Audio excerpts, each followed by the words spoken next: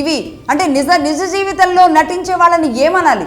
సినిమాల్లో నటించే వాళ్ళ పట్ల మీరు అంత అసహ్యంగా మాట్లాడారే. ఎవరెవరైతే పవన్ కళ్యాణ్ గారిని బూతులు తిట్టారో వాళ్ళందరినీ ఈవిడ పొగుడుతూ వాళ్ళు గొప్పవాళ్ళుగా ఈవిడ కీర్తిస్తున్నారే. మరి నిజమైన నటన చేస్తున్న వాళ్ళని, ఇలాంటి వాళ్ళని ఏమనాలి చెప్పండి? ఇది రాజకీయ నటన, కుటుంబ కథా చిత్రమా, కుటుంబ నటన, ఏం నటన ఈ నటనలు? ఖచ్చితంగా ఆగ్రహం వస్తుంది, కోపం వస్తుంది. మొన్న నేను చెప్పిన అంశాలు మళ్ళొక్కసారి విశదీకరించి చెప్పండి అని చాలామంది అడుగుతూ ఉండడం ద్వారా నేను మళ్ళీ చెబుతున్నాను ఇదే విషయాలు. అది నెంబర్ 1.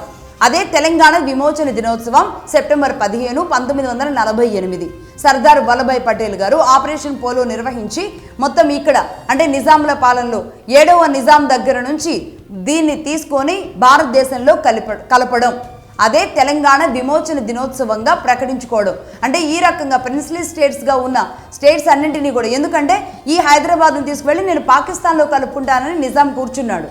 అలా అయితే భారతదేశం మధ్యలో మరొక పాకిస్తాన్ తయారవుతుంది. కాబట్టి ఇప్పటికే 2 ముక్కలయ్యి మతం పేరుతో అక్కడ ఒక పాకిస్తాన్ ఉంది కాబట్టి అది డేంజర్ అవుతుంది. కాబట్టి దీనిని ఎట్టి పరిస్థితిలో కూడా దీన్ని పాకిస్తాన్కి అనుసంధానం చేయకూడదు అని చెప్పి సర్దార్ వల్లభాయ్ పటేల్ చేసిన కార్యాచరణ ఏదైతే ఉందో, ఆయన నిలబడి ఇక్కడ కూర్చొని చేసిన కార్యక్రమం ఏదైతే ఉందో దాని ద్వారానే హైదరాబాద్ ఈ రోజు తెలంగాణ ప్రజలకు దక్కింది.